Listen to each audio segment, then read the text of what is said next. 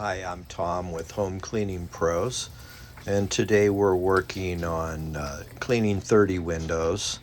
We'll just be doing 4 for this video, this set here.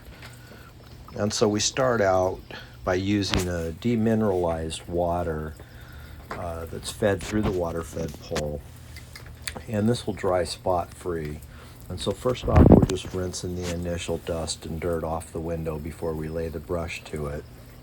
We'll rinse it very well, and then we'll soak it with a glass cleaning solution called Glass Gleam 3, made by Titan.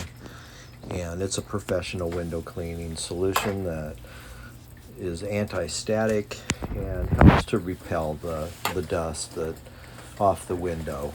Where products like Dawn soap and that some people like to use will tend to attract dust, and the window doesn't stay clean as long. Okay, so we're giving a good scrub here. You'll see me hit the corners and the edges, and we'll go over it quite a bit. And in the final step, unlike traditional window cleaning where you're using a squeegee, in this case you're using the demineralized water. In the final rinse is the squeegee step. Hope you enjoyed this video. If you'd like to see more, please like and subscribe. Thanks for watching.